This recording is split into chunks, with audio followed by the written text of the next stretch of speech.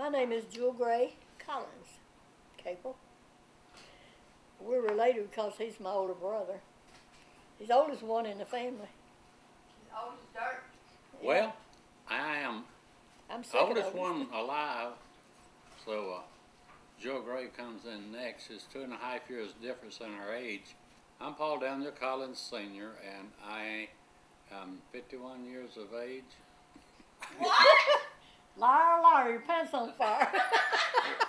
Well, I can cheat a little bit, can't I? No, that's a plain out lie. That's a black lie. Now that's how long I've been married, 51 years. I had 3 more with an O on it, and that's funny. 31. I'm 81. Go ahead. Well, I was born 1932. When I was 9 years old, they bombed Pearl Harbor on my birthday. And it's just been a war ever since.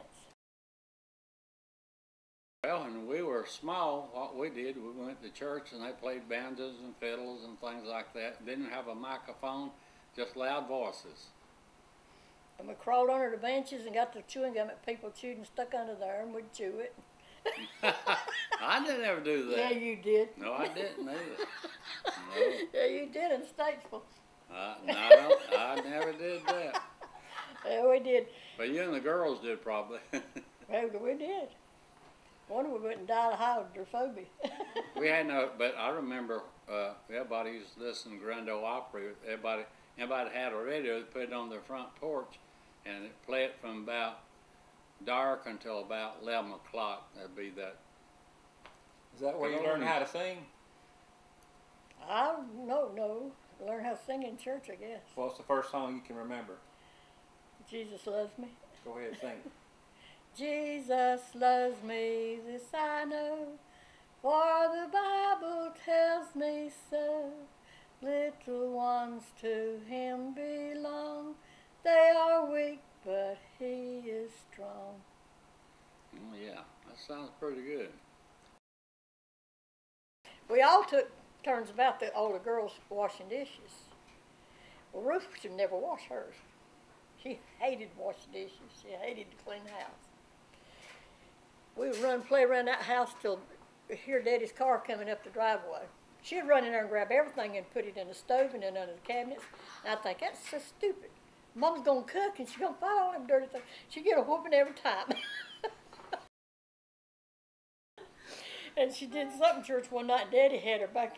He took her back in behind the choir there in a little room. And boy, he was giving her down the road, and she was fussing back at him, and the mic was open. And the clerk come across, and Brother Collins, the mic is on. Everybody's hearing what's going on back here.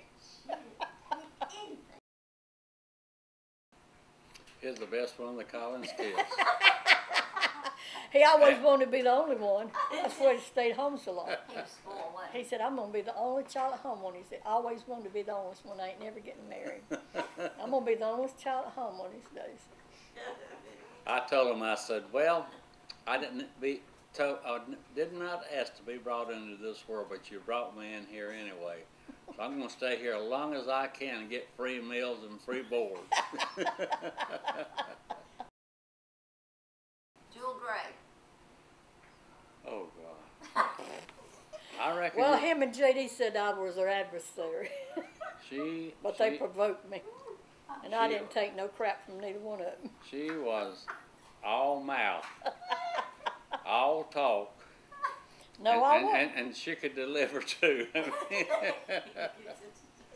Well, Jewell Gray was, she was a sharp dresser. I mean, Jewell always dressed sharp and always had some boyfriends. And somebody's always calling her. And she didn't have no trouble. She was a very good singer. All my family good singers.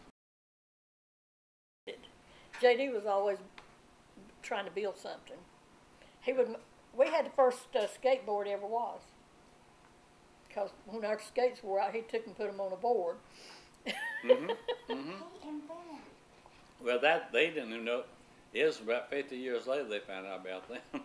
It was some of the best days we ever had, really. Oh, yeah. We had an old barn that we would get up in the loft and put straw on a board that go all the way down from the loft down to the.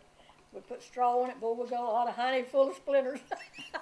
Yeah, we jumped down into it, and J.D. was smaller, and I had to go up to the house to get something while I was going up there. they made him jump, and he got to the edge and wouldn't jump, so they pushed him off, and he broke his arm. And I came down there and I saw it swelling up and blue as it could be. And Ruth and Helen's older than me, and Jewell, of course, was younger.